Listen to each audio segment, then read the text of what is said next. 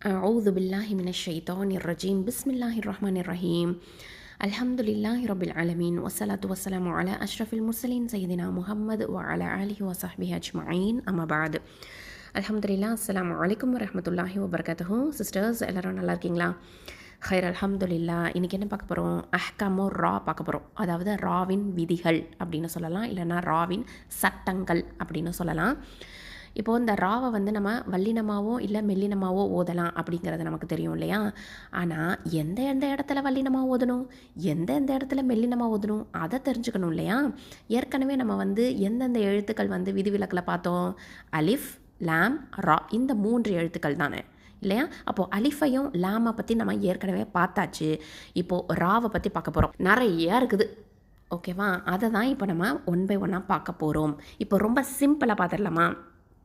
அதாவது ரா அப்படிங்கிற இந்த எழுத்துக்கு மேலே ஃபத்ஹா, அப்புறம் தம்மா, அப்புறம் ஃபத்தத்தைன், அப்புறம் தொம்மத்தைன், இதெல்லாம் இருந்துச்சுன்னு வச்சுக்கோங்களேன், கண்டிப்பாக அந்த ராவை வந்து நம்ம வல்லினமாக தஃப்ஹீமாக தான் ஓதணும், ஓகேவா?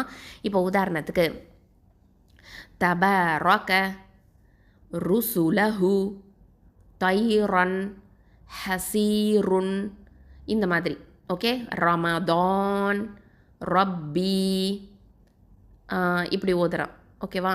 அதே மாதிரி ருஸிகு, கஃபூரு, ராக்கு மேலே ஃபத்தா இருக்கணும், இல்லை தொம்மா இருக்கணும், இல்லை ஃபத்தத்தைன் இருக்கணும், இல்லை தொம்மத்தைன் இருக்கணும். இப்படி இருந்துச்சு அப்படின்னு சொன்னாலே அந்த ரா எப்படி இருக்குது? தஃப்ஹீமாக தான் ஓதணும். அடுத்ததாக எப்படி இருக்கணும் அப்படின்னு பார்த்தீங்கன்னா, இந்த ரா வந்து சுக்கூன் பெற்றிருக்கணும். அதுக்கு முன்னாடி உள்ள எழுத்து ஃபத்தாவோ தம்மாவோ பெற்றிருக்கணும். அந்த ஃபத்தாவோ தம்மாவோ பெற்றிருக்கக்கூடிய எழுத்து வல்லினமாகவும் இருக்கலாம், மெல்லினமாகவும் இருக்கலாம். சரியா? அந்த எழுத்து சொல்கிறேன், வல்லினமாகவும் இருக்கலாம், மெல்லினமாகவும் இருக்கலாம். இப்போ உதாரணத்துக்கு மர்யம, இந்த ரா வந்து தஃப்ஹீமாக தான் ஓதணும். அதுக்கு முன்னாடி உள்ள எழுத்து எப்படி இருக்குது? மெல்லினமான எழுத்து தான், ஆனாலும் ஃபத்தாவை பெற்றிருக்குது. அப்போது இதை தஃப்ஹீமாக தான் உச்சரிக்கணும். அதே மாதிரி அல் ஃபுர்கானி, அப்போது இந்த ரா சுக்கூன் பெற்றிருக்கு முன்னாடி உள்ள எழுத்து தம்மா பெற்றிருக்கிறதுனால நம்ம தஃப்ஹீமாக தான் உச்சரிக்கணும், ஓகேவா? அல்ஹம்துலில்லாஹ். அதே மாதிரி அல் குர்ஆன், இதுலேயும் அதே மாதிரி ரா சுக்கூன் பெற்றதுக்கு முன்னாடி உள்ள எழுத்து தம்மா பெற்றிருக்குது, ஓகேவா? அதனால் இதை தஃப்ஹீமாக தான் உச்சரிக்கணும். அந்த எழுத்து ஞாபகம் வச்சுக்கோங்க. அது வல்லினமான எழுத்தாக இருந்தாலும் சரி, மெல்லினமான எழுத்தாக இருந்தாலும் சரி, அதில் ஃபத்தாவோ தம்மாவோ இருந்துச்சுனாலே அந்த ரா சுக்கூன் வந்து எப்படி இருக்கணும்? தஃப்ஹீமாக தான் உச்சரிக்கணும், வல்லினமாக தான் உச்சரிக்கணும். கிளியரா? அடுத்தது என்ன விஷயம்னு பார்க்கலாம்.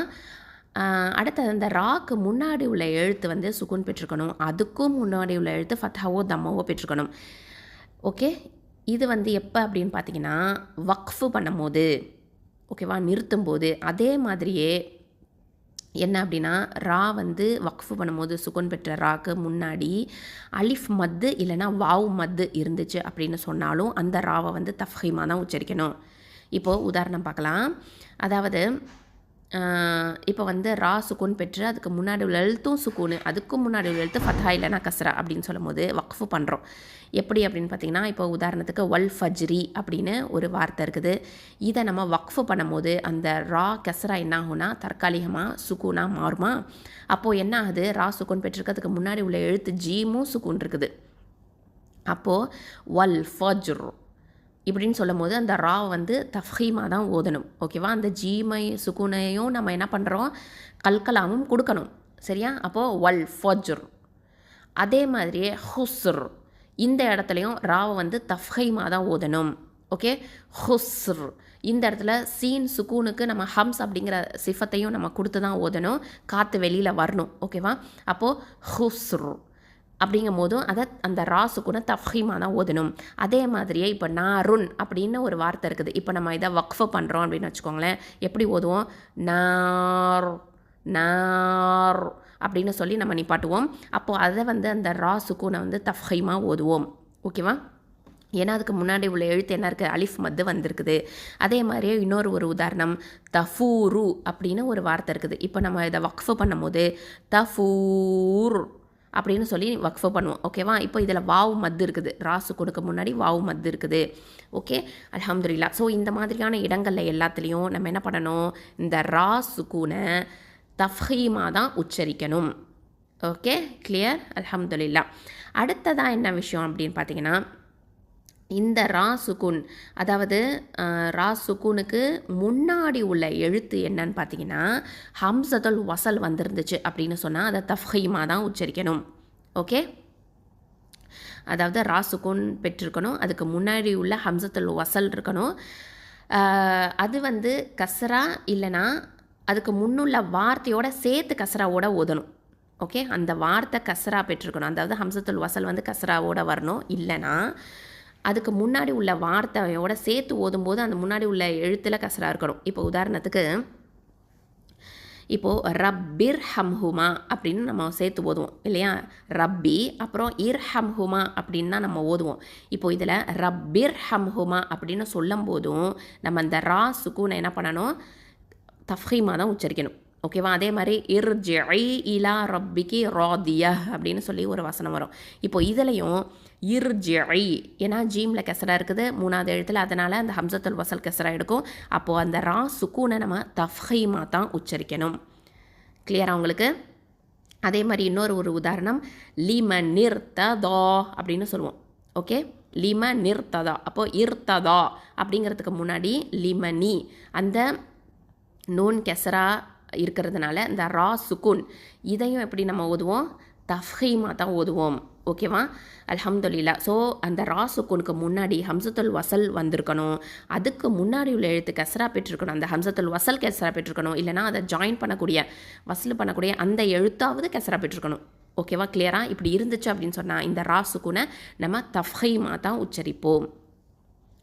அடுத்தத விஷயம் என்ன அப்படின்னு பார்த்தீங்கன்னா, அசலான கசராவுக்கு அடுத்து ரா சுக்கூன் பெற்று வந்திருக்கணும், அதாவது இஸ்திஅலா எழுத்தில் 1 வந்திருக்கணும். அதே வார்த்தையில் அந்த இஸ்திஅலா எழுத்து கசரா பெறாத நிலையில் இருக்கணும். ஓகே, இன்னொரு தடவை சொல்கிறேன். ரா சுக்கூன் பெற்று ரா சுக்கூன் பெற்று அதுக்கு முன்னோட எழுத்து கஸ்ரா பெற்று வந்திருக்கணும், அதுக்கு பின்னாடி உள்ள எழுத்து தஃப்ஹீம் எழுத்து, அதாவது இஸ்திஅலா எழுத்து கஸ்ரா பெறாமல் வந்திருக்கணும். இப்போ உதாரணத்துக்கு மிர்சாதன், கிர்தாசின். ஓகே, இப்போ ரா சுக்கூன் பெற்றிருக்குது, அதுக்கு முன்னாடி உள்ள எழுத்து கஸ்ரா பெற்றிருக்குது, ஆனால் அதுக்கு பின்னுள்ள எழுத்து இஸ்திஅலா எழுத்து வந்திருக்குதா, அது வந்து கஸ்ரா பெறாத நிலையில் இருக்கணும். இதில் எல்லாம் பாருங்கள் ஃபத்தா தான் வந்திருக்கும். ஓகேவா, இப்போது குரானில் பார்த்திங்கன்னா 4 இடத்துல தான் இந்த மாதிரியான வருது, அதனால் ரொம்ப ஈஸியாக ஞாபகத்தில் வச்சுக்கலாம். என்னென்ன அப்படின்னு பார்த்திங்கன்னா கிர்தாசின், வ இர்சாதன், அப்புறம் ஃபிர்கத்தின், அப்புறம் மிர்சாதன். இந்த 4 வார்த்தைகள் மட்டும்தான் குரானில் வருது. ஸோ ரொம்ப ஈஸியாக நம்ம ஞாபகத்தில் வச்சுக்கலாம். சரியா, அல்ஹம்துலில்லா. ஸோ இவ்வளவு தான் வந்து ரொம்ப ஈஸியாக நம்ம தெரிஞ்சு வச்சுக்கக்கூடிய விஷயங்கள் இவ்வளவு தான். ஸோ தஃப்ஹீமான நிலையில் ரா எந்தெந்த இடங்கள்லாம் வரும், எப்படிலாம் வரும் அப்படிங்கிற இந்த விதிகள் சட்டங்களை நம்ம பார்த்துட்டோம். ஓகேவா, அல்ஹம்துலில்லா சிஸ்டர்ஸ். இப்போ வந்து நம்ம தர்கீக்கா எப்போ ரா வரும் அப்படிங்கிறத தெரிஞ்சுக்கலாம். இது வந்து ரொம்ப ரொம்ப சிம்பிள் சிஸ்டர்ஸ். ஓகேவா, ரா வந்து கஸ்ரா பெற்று வந்திருக்கணும், அவ்வளவுதான். ஓகே, ரா வந்து கஸ்ரா பெற்று வந்திருக்கணும். இப்போ கரீமின், ரிஜாலுன், அப்புறம் சனுகரி உக, அதுக்கப்புறம் மின் ஹைரின், இந்த மாதிரிலாம் சொல்லும் போது ரா சுக்கூன், அதாவது ரா வந்து கஸ்ரா பெற்றிருக்கணும், இல்லைனா கஸ்ரத்தைன் பெற்றிருந்தாலே அது வந்து தர்கீக்காக தான் நம்ம ஓதுவோம். ஓகே, அடுத்த விஷயம் என்னென்னா ரா சுக்கூன் பெற்றிருக்கணும், அதுக்கு முன்னாடி உள்ள எழுத்து கஸ்ரா பெற்றிருக்கணும். இப்போது ஃபிர்அவுன இதை சொல்லும் போது தர்கீக்காக தான் நம்ம உச்சரிப்போம், மெல்லினமாக தான் உச்சரிப்போம். அடுத்தது என்னன்னு பார்த்தீங்கன்னா ரா சுக்கூன் பெற்றிருக்கணும், அதுக்கு முன்னாடி உள்ள எழுத்தும் சுக்கூன் பெற்றிருக்கணும், அதுக்கு முன்னாடி உள்ள எழுத்து கஸ்ரா பெற்றிருக்கணும். ஓகேவா, இப்போது இதை வந்து வக்ஃபு பண்ணுற நிலையில் தான் வரும். அதே மாதிரியே மத்து யா அடுத்து வரக்கூடிய ரா, அது வக்ஃபுடைய நிலையில் சுக்கூன் பெற்றிருக்கும் போதும் அதையும் நம்ம எப்படி ஓதுவோம், தர்கீக்காக தான் ஓதுவோம். சரியா, இப்போ உதாரணத்துக்கு இப்போது இந்த ஃபஸ்ட்டு சொன்ன ரா பாருங்கள், ரா சுக்கூன் பெற்று அதுக்கு முன்னாடி உள்ள எழுத்தும் சுக்கூன் பெற்று அதுக்கு முன்னாடி உள்ள எழுத்து கெஸ்ரா பெற்றிருக்கணும். அப்படிங்கும்போது ஹெஜ்ரின் அப்படின்னு இருக்கும். இப்போ நம்ம அதை வக்ஃபு பண்ணும்போது ஹெஜ்ர் அப்படின்னு சொல்லி தர்கீக்காக தான் ஓதுவோம். ஓகேவா, அதே மாதிரி அல் மசீரு அப்படின்னு இருக்கு, இதை நம்ம வக்ஃபு பண்ணும்போது அல் மசீர் அப்படின்னு சொல்லி நிப்பாட்டும் போது இதையும் இந்த ரா சுக்கூனையும் தர்கீக்காக தான் ஓதணும். ஓகேவா, ஸோ இந்த யாம் அது வந்துருந்துச்சு அப்படின்னு சொன்னாலே அதை தர்கீக்காக தான் ஓதிடுவோம். ஓகேவா? அல்ஹம்துலில்லா. அதே மாதிரி பஸீர். அடுத்ததான் வக்ஃபு பண்ணக்கூடிய நேரத்தில் ராசுக்குன் செய்யப்பட்டு அதற்கு முன்னாடி யா இருந்துச்சு அப்படின்னு சொன்னால், இந்த யாவுல் லீன் வந்துச்சுன்னு வச்சுக்கோங்களேன். அதாவது யா சுக்குன் பெற்றிருக்கணும், அதுக்கு முன்னாடி உள்ள எழுத்து ஃபத்தா பெற்றிருக்கணும். இந்த யாவுல் லீன் வந்தாலும் ஓகேவா, யா மத்து வந்திருந்தாலும் சரி, யாவுல் லீன் வந்திருந்தாலும் சரி, அதை எப்படி ஓதுவோம்? இந்த ராவை அதாவது தர்க்கைக்காக தான் ஓதுவோம். சரியா? இப்போ உதாரணத்துக்கு ஹைருன் அப்படின்னு இருக்குன்னா, அதை நம்ம நிப்பாட்டும் போது எப்படி ஓதுவோம்? ஹைர். ஓகே, ஹைர் அப்படின்னு ஓதுவோம். ஓகேவா? அல் ஹபீர் இது வந்து யாமத்து. பஸீர் இது யாமத்து. ஹைர் இது வந்து யாவுல்லீன். ஓகே, இந்த மாதிரியான இடங்கள் எல்லாத்துலேயும் மெல்லினமாக தர்க்கைக்காக தான் நம்ம ஓதுவோம். கிளியரா சிஸ்டர்ஸ்? அல்ஹம்துலில்லா. அவ்வளவுதான். ரொம்ப ரொம்ப சிம்பிள் இந்த தர்க்கைக்கான நிலை. ஓகேவா? அல்ஹம்துலில்லா. ஸோ ரொம்ப ஈஸியாக நம்ம வந்து இதை படிச்சிடலாம். ஓகேவா?